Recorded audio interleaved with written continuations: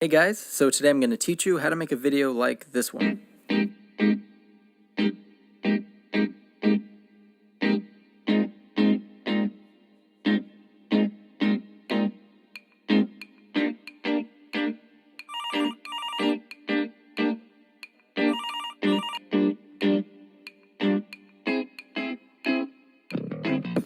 Alright, so this is our little behind the scenes of how we shot this little short. As you can see, we have an LED panel here, and we also have natural light coming in, so it's best to shoot obviously during the day because all the natural light really helps illuminate shadows since it's coming in and filling the whole room. And as far as our setup, it's very simple. We just have two tripods, a rod right here where the green screen is held up, and we just have some bins stacked, so it's not a crazy setup. You can do it yourself, just find things around the house. That's what we did, and then we set our props on top of it. Stand directly behind it. That's going to help a lot in editing since you're going to crop this out anyway for the monitor. And then go ahead and do your actions. It works great because this is what really sells the effect, is reaching over the green screen. So yeah, really that's it. It's actually pretty simple, and that's it for the setup. So now on to editing.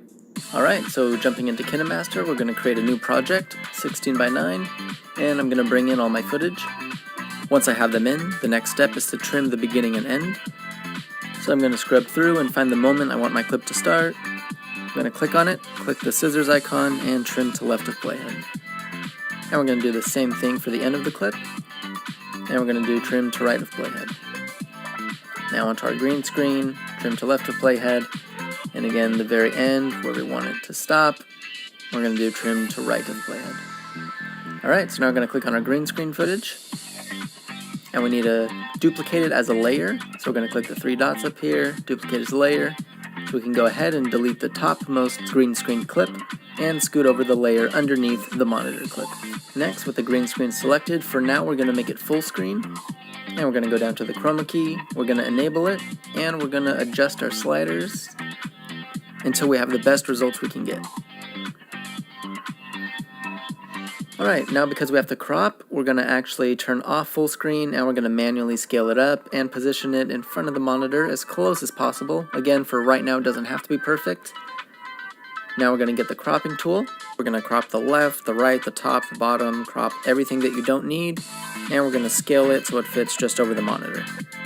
And what I'm going to do is actually click back on the monitor clip, and I'm going to zoom in just slightly to make my monitor a little bit bigger. Alright, so now back to the green screen. I'm going to keep scaling and adjusting. And if needed, KineMaster does have a rotating tool. As you can see, you can rotate it slightly if you need to. So I'm going to do some very small rotating and get it to fit as closely as possible onto the monitor. Alright, that's looking good. Now we're going to add some music. I downloaded this from the KineMaster store, so I'm going to go ahead and add this in.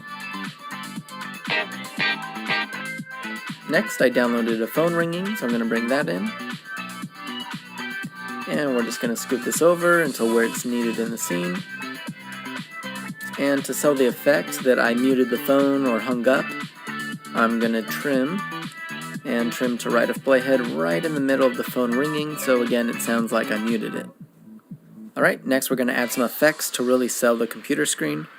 So we're going to click on Layer, Overlay, and these are all graphics and assets that I downloaded from the KineMaster store. I really like the live news, so we're going to click on that, and I'm going to use this live icon. We're going to exit out of there, we're going to scale it down and put it in the corner, and I'm going to extend the layer so that it lasts the entire video.